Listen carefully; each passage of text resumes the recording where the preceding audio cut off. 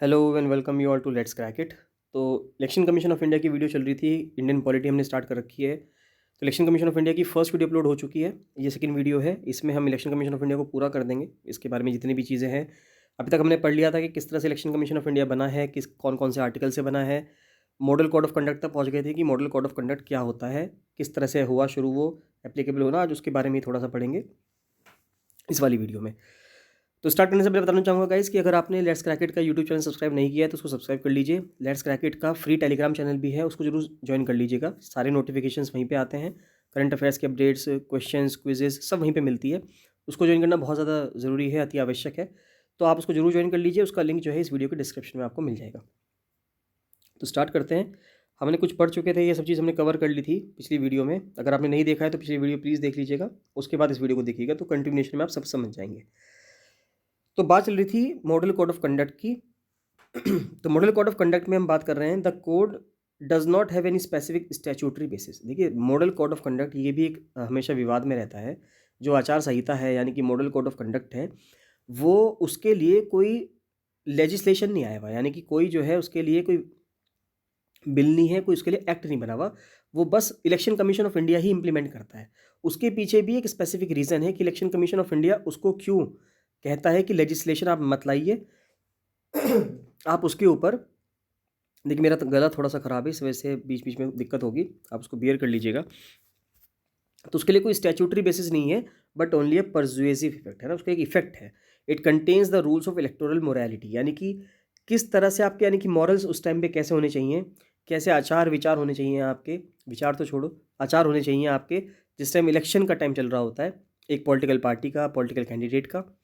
वो सब चीज़ें इसमें बताई गई हैं। However this lack of statutory backing does not prevent the commission from enforcing it. तो ऐसा नहीं है कि अगर उसको स्टैट्यूटरी बैकिंग नहीं है, यानी कि कोई कानून नहीं बना हुआ एमसीसी के लिए, तो ऐसा नहीं है कि अगर कानून नहीं बना हुआ तो कमीशन जो है उसको एनफोर्स नहीं कर सकता। कमीशन उसको बहुत अच्छे से एनफोर्स करता है अगर कानून नहीं है। अगर कानून आ जाएगा तो उसके साथ दिक्कतें भी शुरू होंगी, वो हम आगे पढ़ लेंगे। Although a committee of parliament recommended that the code should be made a part of the RP Act 1951, RP Act के ऊपर अलग वीडियो बनेगी, RP Act 1950-51 दोनों उसमें पढ़ाया जाएगा, इसमें तो मैंने इंक्लूड नहीं किया। तो ऑल्दो कमिटी ऑफ पार्लियामेंट की कमेटी ने रिकमेंड किया कि मॉडल कोड ऑफ कंडक्ट को जो रिप्रेजेंटेशन ऑफ पीपल एक्ट 1951 आया था उसमें इंक्लूड कर दिया जाए। Election commission of India did not agree to it on the ground that once it becomes a part of law all matters connected with the enforcement of the code will be taken to court. यही सबसे बड़ी दिक्कत है, बहुत important line है। Election commission of India ने कहा, यहाँ पे आप बड़े ध्यान से समझिएगा इसको, बहुत इंपॉर्टेंट कॉन्सेप्ट है कि मॉडल कोड ऑफ कंडक्ट के पीछे कोई कानून क्यों नहीं है। कोई कानून इसलिए नहीं है, अगर एक बार उसको कानूनी बैकिंग मिल गई, स्टैच्यूटरी बैकिंग मिल गई, तो उससे क्या होगा, अगर उसका एमसीसी का हनन होगा तो कोई भी व्यक्ति क्या कर सकता है, उसको लेके कोर्ट में जा सकता है। अगर कोर्ट में जाएगा, देखिए इलेक्शन का जो विंडो है, जैसे अगर अब इलेक्शन देखोगे तो इलेक्शन 30 से 40 दिन के अंदर पूरा हो जाता है। उसमें कैंपेनिंग भी हो जाती है, इलेक्शन भी डल जाएगा, वोटिंग भी हो जाएगी, काउंटिंग भी हो जाएगी, यानी 40-50 दिन के अंदर सारा प्रोसीजर हो जाएगा। और आपको पता है इंडियन कोर्ट्स का सिस्टम, यहाँ पे अगर एक केस आता है तो लगभग 4-5 साल तो मिनिमम है। ऑन एन एवरेज वो 3 साल 4 साल चलता है। इतने में तो नया चुनाव आने के टाइम हो जाता है। तो अब यहाँ पर एमसीसी, क्योंकि एक ऐसी प्रोविजन है जो election commission of India implement करता है, इसमें विद इन मिनट्स एक्शन लिया जाता है। अगर किसी की भी कंप्लेन आती है, तुरंत कंप्लेन को रजिस्टर किया जाएगा इलेक्शन कमीशन के द्वारा, और इलेक्शन कमीशन जो है तुरंत उसी विद इन एन आवर, आप कह सकते हो कि 1 घंटे के अंदर ही उस पर एक्शन ले लेगा। तो यानी कि इतनी तेज़ी से काम करना होता है। तो यहाँ पे अगर उसको स्टैच्यूटरी बैकिंग मिल गई तो कोर्ट में अगर वो जाता है तो उसका कोई भी यूज़ जो है वो नहीं होगा। It sets limits of campaign expenditure पर कैंडिडेट। तो इससे कि कैंपेन एक्सपेंडिचर यानी कि कितना खर्चा पर जो कैंडिडेट है, वो हर कैंडिडेट कितना कितना खर्चा कर सकता है, उसकी लिमिट भी यहाँ पे सेट हो जाती है। And also monitors the same, और इलेक्शन कमीशन जो है उसको मॉनिटर भी करता है कि क्या वो व्यक्ति जिस, यानी कि जो पॉलिटिकल कैंडिडेट है, जो उम्मीदवार हैं, जो खड़े हो रहे हैं चुनावों में, जितनी लिमिट उन पर सेट की गई है, क्या वो उतना ही खर्चा कर रहे हैं या इससे ज़्यादा खर्चा कर रहे हैं। इन चीज़ों का भी इलेक्शन कमीशन ध्यान रखता है। तो इलेक्शन कमीशन ऑफ इंडिया की पावर्स क्या है, डिटरमाइनिंग द इलेक्टोरल कॉन्स्टिट्यूएंसीज। अब क्या करता है वो, एक तो इलेक्टोरल कॉन्स्टिट्यूएंसीज डिटरमाइन करता है कि यानी कि कौन कितनी बड़ी एक कॉन्स्टिट्यूएंसी होगी, यहाँ पे कितनी बड़ी कॉन्स्टिट्यूएंसी में एक एमपी होगा या एमएलए होगा, ठीक है। Territorial areas through out the country, है ना, इसको टेरिटोरियल एरिया में बांध देंगे कि छोटे छोटे ये ऐसे बता देंगे जगह, यहाँ पे एक एमएलए, यहाँ पे दूसरा एमएलए, यहाँ पे तीसरा एमएलए, ऐसे करके on the basis of the delimitation commission act of parliament. तो डिलिमिटेशन कमीशन एक्ट आता है। डिलिमिटेशन कमीशन, पहले बात तो आर्टिकल 82 में मैंशनड है, आर्टिकल 82 में मैंशनड है कि इसके तहत, आर्टिकल 82 के तहत एक डिलिमिटेशन कमीशन एक्ट आएगा। तो वो एक्ट आएगा और एक्ट से डिलिमिट की जाएगी, परिसीमन किया जाएगा कॉन्स्टिट्यूएंसीज का, जो ये डिफाइन करेगा कि कितने बड़े एरिया पे या कितने बड़ी पॉपुलेशन पे एक एमएलए या एक एमपी होगा। Preparing and periodically revising electoral rolls and registering all eligible voters. तो यानी कि पावर्स की बात कर रहे हैं, तो क्या क्या काम है उसका। तो एक तो पावर ये हो गई कि इलेक्टोरल कॉन्स्टिट्यूएंसी डिसाइड करना है उसको। फिर दूसरा काम ये है कि, या दूसरी पावर ये है कि कौन कौन व्यक्ति जो है इलेक्टोरल रोल में शामिल होगा, जितने भी एलिजिबल वोटर्स हैं सबका नाम उसमें दर्ज करना है, ये काम है उसका। Notifying the schedules and dates of elections, election की डेट हो गई, इलेक्शन शेड्यूल डिस्कस करना है, जो जितना भी नोटिफाई करना है। यानी कि जैसे उत्तराखंड में चुनाव 1 चरण में हो रहा है, यूपी में 7 चरणों में हो रहा है, तो किस किस जगह पे कितने चरणों में चुनाव हो रहा है, वो सब इलेक्शन कमीशन ऑफ इंडिया की ड्यूटी है, वो ही करते हैं। Granting recognition to various political parties, हमने देख लिया कि हर पॉलिटिकल पार्टी को रिकग्निशन देना है, उनको सिंबल अलॉट करने हैं, वो सब काम इलेक्शन कमीशन का होता है। Acting as a court to settle disputes concerning the granting of recognition to political parties and allocating election symbols to the parties. यानी कि अगर कहीं पे डिस्प्यूट हो जाता है, अभी कुछ टाइम पहले हमने पढ़ा था कि जो समाजवादी पार्टी है यूपी के अंदर, उसके अंदर एक जो उनके सन और जो फादर थे मुलायम सिंह यादव जी और अखिलेश यादव जी, इनके बीच में कुछ राइवलरी चल रही थी, इसकी वजह से वो चाह रहे थे कि हम अलग अलग हो जाए। तो अब पार्टी सिंबल के ऊपर वहाँ पे प्रश्न चिन्ह उठ रहा था कि जो पार्टी सिंबल है वो कौन यूज़ करेगा। यानी कि जो साइकिल का पार्टी सिंबल है, ये जस्ट मैं आपको एग्जाम्पल के रूप में समझाना चाह रहा हूँ कि यहाँ पे जो लिखा हुआ है क्या ये असलियत में भी होता है, मैं इसलिए आपको सब एक एग्जाम्पल के रूप में समझाना चाह रहा हूँ। तो अब वहाँ पे जो डिस्प्यूट चल रहा था कि वो साइकिल का जो सिंबल है वो कौन यूज़ करेगा, उस चीज़ों का जो सेटलमेंट हो गया इन चीज़ों का, वो सब इलेक्शन कमीशन ऑफ इंडिया करती है। Appointing officers for enquiring into disputes concerning electoral arrangements, यानी कि ऑफिसर्स को अपॉइंट करना है जितने भी इलेक्टोरल अरेंजमेंट होते हैं उन सबको देखने के लिए। Determining the code of conduct to be followed, जो कोड ऑफ कंडक्ट है यानी कि एमसीसी है, वो डिटरमाइन करना है कि पॉलिटिकल पार्टी उसको फॉलो कर रही है नहीं करनी, कैंडिडेट्स उनको फॉलो कर रहे हैं नहीं कर रहे, वो सब चीज़ इलेक्शन कमीशन ऑफ इंडिया देखता है। Preparing a programme for publicising the policies of all the political parties on various media like TV radio. अब देखिए टीवी पे आने का टाइम, रेडियो पे आने का टाइम भी इलेक्शन कमीशन ऑफ इंडिया सभी पार्टीज़ को कुछ कुछ समय अलॉट करता है। वैसे तो अगर आप देखेंगे यहाँ पे जो पार्टी पावर में है उसके बाद काफ़ी मजबूत उसका पलड़ा भारी होता है यहाँ पे, क्योंकि उस सारी चीज़ें उसी के अंडर होती हैं। टीवी का ब्रॉडकास्टिंग कॉर्पोरेशन हो गया, रेडियो हो गया, ऑल इंडिया रेडियो, आकाशवाणी, वो सब उसी के अंदर रहता है। तो वो तो अपना जिस टाइम मन चाहे उस टाइम यूज़ कर सकता है, जिस टाइम सबसे ज़्यादा ऑडियंस मिलती है उसको। लेकिन ऐसा नहीं है, इलेक्शन कमीशन ऑफ इंडिया के पास ये पावर है कि वो हर पार्टी को एक सही टाइम पे, मतलब एक समय के अनुसार कुछ कुछ टाइम अलॉट करता है, जिससे कि हर पार्टी को अपना वहाँ पे प्रेजेंट करने की, अपनी पॉलिसीज़ को प्रेजेंट करने का समय मिल जाए, जिससे कि एक लेवल प्लेइंग फील्ड हो। ऐसा ना हो कि जो पार्टी पावर में है उसको ज़्यादा बेनिफिट मिल जाए और जो अपोजिशन में पार्टीज़ हैं, जो राइवल पार्टीज़ हैं, उनको कम फ़ायदा हो। Advising the president on matters concerning the disqualification of MPs, यानी कि किसी एमपी को डिस्क्वालीफाई करना है तो उसके मैटर पे प्रेसिडेंट को एडवाइस देते हैं। एडवाइजिंग द गवर्नर, अगर एमएलए को निकालना है तो गवर्नर को एडवाइस देंगे। Cancelling polls in case of booth capturing, मान लेते किसी ने बूथ कैप्चर कर लिया है ना, रिगिंग हो गई वहाँ पे, वायलेंस हो गया, कोई मारपीट हो गई वहाँ पे, तो या कोई दूसरी इरेगुलरिटी है, यानी कि कोई ख़राब चीज़ें वहाँ पे पकड़ी जाती हैं, तो उस कॉन्स्टिट्यूएंसी के पोल को भी कैंसिल किया जा सकता है, या उस बूथ के पोल को भी कैंसिल किया जा सकता है इलेक्शन कमीशन ऑफ इंडिया के द्वारा। ये ताकत, ये पावर जो है इलेक्शन कमीशन ऑफ इंडिया के पास है। Supervising the requesting the governor और the president for requesting the staff required, यानी कि स्टाफ की जरूरत पड़ती है। अगर आप देखेंगे उत्तराखंड में, यूपी में क्या किया गया, जितने भी गवर्नमेंट एम्प्लॉइज़ हैं दूसरे दूसरे डिपार्टमेंट्स के, उनकी ड्यूटी लगा दी गई है इलेक्शन कमीशन ऑफ इंडिया के द्वारा, क्योंकि इलेक्शन कमीशन ऑफ इंडिया के पास अपना इतना बड़ा जो सेटअप है, इतनी बड़ी मशीनरी नहीं है। तो वो क्या करती है, वो दूसरे गवर्नमेंट डिपार्टमेंट्स के जो एम्प्लॉइज़ हैं उनको रिक्रूट कर लेती है। रिक्रूट मतलब है कि उनको डेप्यूट कर लेती है इलेक्शन के दौरान, और इलेक्शन प्रोसेस जब भी चल रहा होता है उस टाइम पे जो उन लोगों की जो जवाबदेही हो जाती है वो अपने डिपार्टमेंट के बजाय इलेक्शन कमीशन की हो जाती है। तो वो सभी जो रिपोर्टिंग करते हैं वो इलेक्शन कमीशन को करते हैं।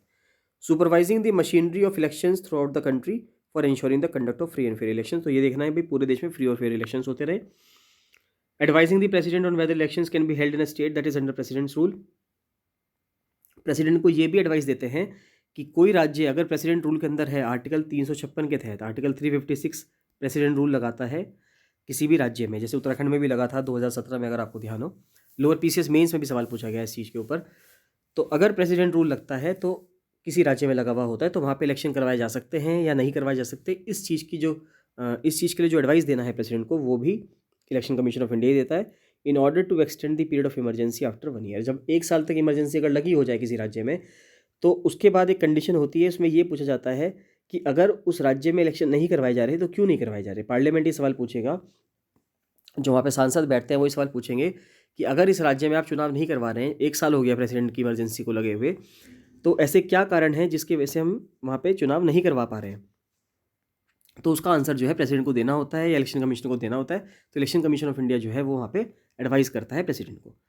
रजिस्टरिंग पॉलिटिकल पार्टीज़ को रजिस्टर करना है, उनको स्टेटस देना है कि भाई ये नेशनल पार्टी है, स्टेट पार्टी, ये सब हम सीखेंगे अभी कि नेशनल पार्टी, किस पार्टी को आप नेशनल पार्टी कहोगे और किस पार्टी को आप स्टेट पार्टी कहोगे, यानी कितना उसकी कितने वोट्स उसको मिले हुए हों, कितनी सीटें मिली हुई हों, जिसके बेसिस पे हम ये चीज़ डिफाइन कर सकते हैं। The commission is aided in its function by deputy election commissioner. तो कमीशन को इलेक्शन कमिश्नर्स जो है वो हेल्प करते हैं, deputy election commissioners. Deputy election commissioners are taken from the civil services, ये सिविल सर्विसेज से लिए जाते हैं, and they are appointed by the commission. They have a fix tenure, उनका फिक्स टेन्योर होता है। इनको कौन एड करता है, जो डिप्टी कमिश्नर्स इनको कौन एड करता है, सेक्रेटरी करते हैं। सेक्रेटरी से नीचे होते हैं डिप्टी सेक्रेटरी, उससे नीचे होते हैं जॉइंट सेक्रेटरी, और उसके नीचे होते हैं under secretary, posted in the commissions secretariat. यानी कि इलेक्शन कमीशन का जो सचिवालय है, सेक्रेटेरिएट है, उसमें इन सब पद के लोग डेप्यूट होते हैं, इन सब पद के लोग जो हैं, या इन सब पदों पे लोग वहाँ पे रहते हैं। ये आपसे कभी कभी सीक्वेंस में भी लगाने के लिए आ सकता है कि सबसे ऊपर कौन है। सबसे ऊपर सेक्रेटरी की पोस्ट होती है, उसके नीचे डिप्टी सेक्रेटरी होते हैं, उसके नीचे जॉइंट सेक्रेटरी होते हैं, और उसके नीचे अंडर सेक्रेटरी होते हैं।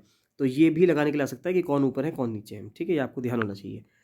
पार्लियामेंट का क्या रोल है, the members of election commission of India are appointed by the president. President पे के द्वारा अपॉइंट किए जाते हैं। रिकमेंडेशंस कौन बनाता है, प्राइम मिनिस्टर जो है वो रिकमेंड करते हैं प्रेसिडेंट को कि इनको अपॉइंट कर दो। आर्टिकल 324 क्लॉज 2 में प्रोवाइड किया गया है that the parliament is entitled to enact legislation regarding the appointment of election commissioners. तो आर्टिकल 324 क्लॉज 2 में कहा गया है कि पार्लियामेंट एक कानून बना सकता है किस तरह से इलेक्शन कमिश्नर्स को अपॉइंट करना है। अगर आप ध्यान दें तो 1989 में election commissioners amendment act 1989 parliament ने ही पास किया था। किस क्लॉज के तहत पास किया था, आर्टिकल 324 क्लॉज 2 के तहत पास किया था 1989 में। ये हमने पिछली वीडियो में पढ़ा था, ऊपर लिखा हुआ भी है, ऊपर हमने पढ़ा था पिछली वीडियो में, तो आप उसको जाके देख सकते हैं अगर आपने लास्ट वीडियो नहीं देखी है तो। रिकमेंडेशंस क्या है, इलेक्शन कमिश्नर्स को अपॉइंट करने की क्या क्या रिकमेंडेशंस दी गई, कुछ कमिटीज़ बनाई गई, उन्होंने क्या क्या रिकमेंडेशंस दी, थोड़ा सा उन पर ध्यान दे लेते हैं, उन पर रोशनी डालते हैं। तो 1975 में जस्टिस तारकुंडे कमेटी इस्टेब्लिश की गई थी। उन्होंने रिकमेंड किया कि election commissioners be appointed on the advice of committee comprising of the prime minister, Lok Sabha opposition leader और चीफ जस्टिस ऑफ इंडिया। तो उन्होंने कहा कि इलेक्शन कमिश्नर्स जो अपॉइंट किए जाते हैं 1975 में, तारकुंडे कमेटी ने कहा कि एक कमेटी बननी चाहिए जिसमें प्रधानमंत्री होंगे, लीडर ऑफ अपोजिशन होंगे और चीफ जस्टिस होंगे। तो ये 3 लोग होंगे, इन 3 लोगों की कमेटी बनानी चाहिए जिससे कि वो बताएं कि इलेक्शन कमिश्नर कौन बनेगा। खाली ऐसा ना हो कि खाली प्राइम मिनिस्टर के कहने पे किसी पर्सन को इलेक्शन कमिश्नर बना दिया जाए। दिस वॉज रीआइट्रेट, इसको दोहराया गया किनके द्वारा, दिनेश गोस्वामी कमेटी, बहुत ही इंपॉर्टेंट कमेटी है, 1990 में बनाई गई। देखिए ये कमेटी ऐसे ही पूछ ली जाती है कि ये कमेटी किस चीज़ से रिलेटेड है। Justice Tarkunde committee, Dinesh Goswami committee, किससे रिलेटेड है, इलेक्टोरल रिफॉर्म से रिलेटेड है ना, इलेक्शन कमीशन के रिफॉर्म से रिलेटेड है।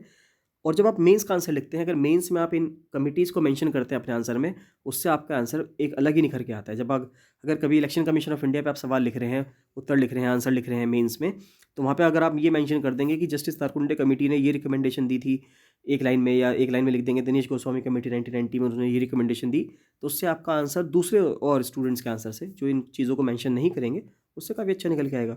और लॉ कमीशन की जो रिपोर्ट आई थी 2015 में, उसने भी ये कहा था कि एक कमेटी होनी चाहिए मल्टीपल पर्सन्स की, जैसे कि अलग अलग, जैसे NHRC का चेयरमैन चुनना है ना, चीफ इन्फॉर्मेशन कमिश्नर चुनना है, अलग अलग लोगों को चुनने के लिए जब अलग अलग कमेटी बनाई गई है, CBI का डायरेक्टर चुनना है, तो उसमें क्या होता है 3-4 लोग बैठते हैं या 6 लोग बैठते हैं, वो लोग डिसाइड करते हैं कि कौन CBI का डायरेक्टर बनेगा, कौन NHRC का चेयरमैन बनेगा। जब उन सब के लिए है तो इलेक्शन कमीशन के लिए क्यों नहीं। तो ये दिनेश गोस्वामी कमेटी ने रिकमेंडेशन दी थी way back in 1990। Fourth ARC, जो फोर्थ रिपोर्ट थी सेकंड ARC आया था, सेकंड एडमिनिस्ट्रेटिव रिफॉर्म्स कमीशन, बहुत इंपॉर्टेंट कमीशन है, वीरप्पा मोइली जी की चेयरमैन थे इसके। तो फोर्थ रिपोर्ट जो थी उसने रिकमेंड किया कि law minister and the deputy chairman of the Rajya Sabha be included in such a collegium. जो ऊपर 3 लोग बताए गए, उन 3 लोग के साथ, यानी कि जो CGI को बताया, प्राइम मिनिस्टर बताया, LOP बताया, लीडर ऑफ अपोजिशन, उसके साथ साथ लॉ मिनिस्टर और डिप्टी चेयरमैन को भी, जो राज्यसभा का डिप्टी चेयरमैन होता है, उसको भी इंक्लूड कर दो। उस 5 लोग हो जाएंगे और वो डिसाइड करेंगे कि कौन बनेगा इलेक्शन कमिश्नर। इंपॉर्टेंस क्या इलेक्शन कमीशन की भारत के लिए? देखिए बहुत इंपॉर्टेंट है इलेक्शन कमीशन। तो सिंपल सी बात है, election commission of India has been successfully conducting national as well as state election 1952 से। तो 1952 से लेके अब तक बहुत ही सक्सेसफुली इलेक्शन सब करवाता आ रहा है। रिसेंट ईयर्स में however commission has started to play the more active role to ensure greater participation, है ना, और ज़्यादा से ज़्यादा लोगों को पार्टिसिपेशन हो सके। इसलिए इलेक्शन कमीशन ऑफ इंडिया और नए नए तरीके निकाल रहा है, लोगों के घर जा रहा है। जो लोग 80+ हैं या लोग दिव्यांग हैं, उनको घर पे जाके, जिससे कि उनको पोलिंग बूथ ना आना पड़े और जिससे कि जो वोटिंग परसेंटेज है लोगों का वो बढ़े, तो उनको घर से भी, यानी कि पोस्टल बैलेट के थ्रू भी उनसे वोट डलवाने की फैसिलिटी प्रोवाइड करवा रहा है election commission of India. Commission had gone to the extent of discipline the political parties with a threat और derecognising if the parties failed in maintaining inner party democracy. तो commission ने डराया धमकाया भी है पार्टीज़ को कि अगर आप इनर पार्टी डेमोक्रेसी नहीं करेंगे, यानी कि पार्टी के अंदर अगर डेमोक्रेसी नहीं होगी, वंशवाद चलता रहेगा, तो इलेक्शन कमीशन ऑफ इंडिया ने डराया भी है कि हम आपको डी-रिकॉग्नाइज कर देंगे। हालांकि ये पावर कमीशन पे नहीं है कि वो किसी पार्टी को डी-रिकॉग्नाइज कर दे। ये एक इलेक्शन कमीशन ऑफ इंडिया का फ्लॉ है। इलेक्शन कमीशन ऑफ इंडिया में ये ताकत दे देनी चाहिए। It upholds the values enshrined in the constitution. करना ही पड़ेगा क्योंकि संविधान के द्वारा बनाई गई बॉडी है। इक्वालिटी, समानता है सबके लिए, इक्विटी है, इम्पार्शियलिटी है, किसी के साथ भेदभाव नहीं होना है, इंडिपेंडेंस है एंड रूल ऑफ लॉ। देखिए मैं बताता हूँ कि इंडिपेंडेंस के लिए, पिछली वीडियो में मैंने कहा था, इंडिपेंडेंस के लिए इलेक्शन कमीशन ऑफ इंडिया का जो खर्चा है, जो एक्सपेंडिचर है, वो कंसोलिडेटेड फंड ऑफ इंडिया में चार्ज भी होना चाहिए। अगर चार्ज होगा तभी असली independence election commission of India को मिलेगी। अगर उसको अपना बिल, अपने खर्चे का बिल जो है लॉ मिनिस्ट्री को देना पड़ेगा, तो वो आज़ाद नहीं है। बाकी डिटेल में मैंने आपको पिछली वीडियो में भी समझाया, उसको देख लीजिएगा। And rule of law, superintendence, direction, control, ये हम पढ़ चुके हैं।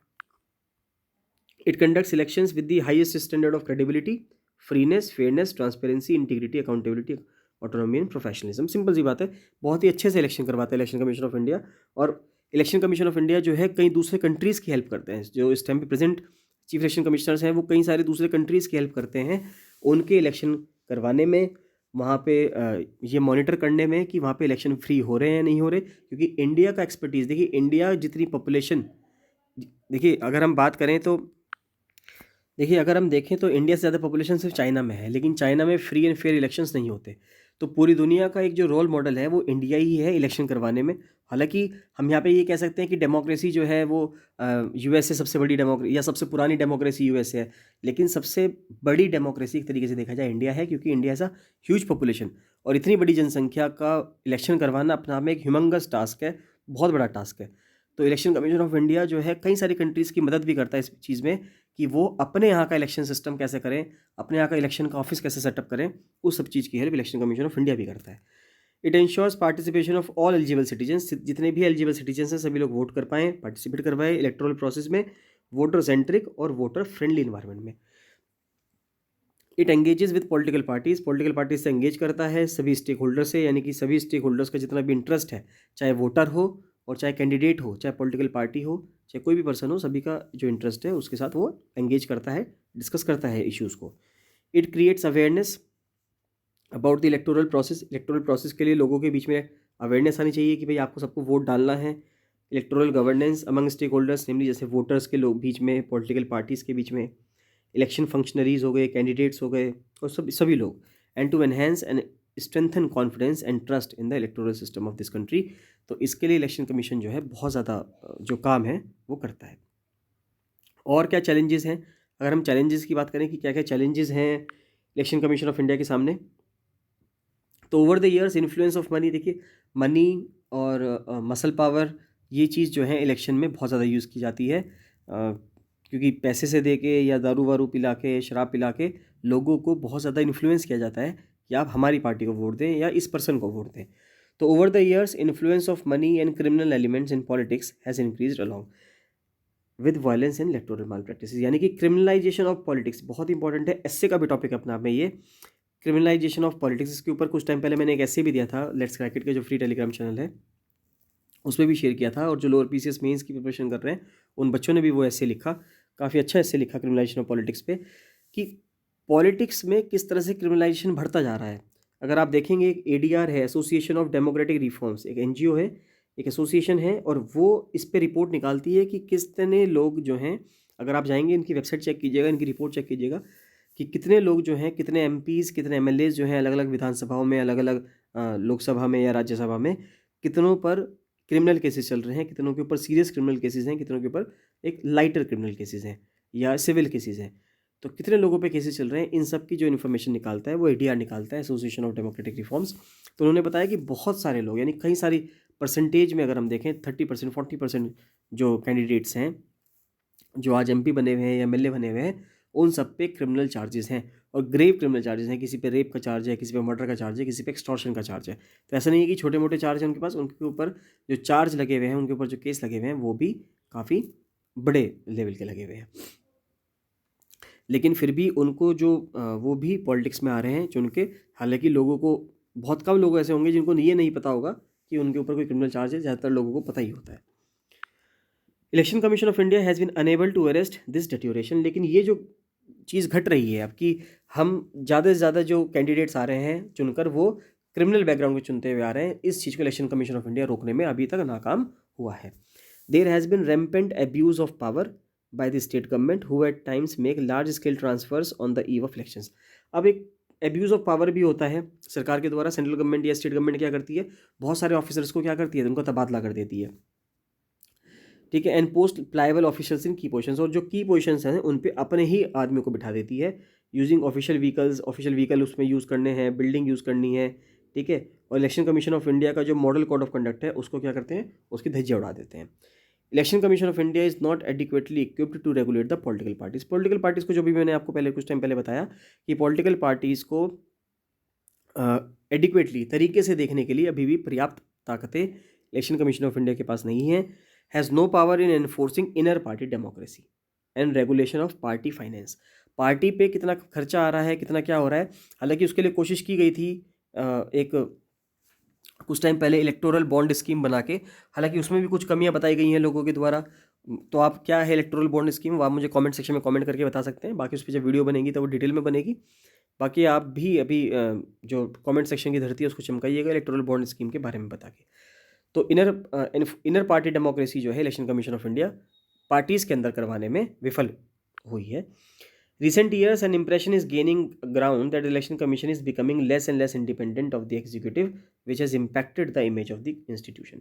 तो कुछ समय में, जैसे चाहे वो वीवीपैट के ऊपर इशू हो, चाहे वो, अगर आप देखेंगे जो मशीन है जिसके द्वारा हम वोट करते हैं उसके द्वारा उस पर अगर कोई इशू आ रहा है, तो देखा गया है हाल ही के टाइम में कि इलेक्शन कमीशन ऑफ इंडिया के ऊपर काफ़ी ज़्यादा चार्जेस लगे हैं, और ये देखा गया है कि इलेक्शन कमीशन ऑफ इंडिया जो है, जो पार्टी पावर में है उसके इन्फ्लुएंस में जाती जा रही है, उसके अंडर में जाती जा रही है, और उसकी जो इंडिपेंडेंसी है वो अब धूमिल हो गई है। जो उसकी जो इंडिपेंडेंसी है वो इतनी नज़र नहीं आ रही है।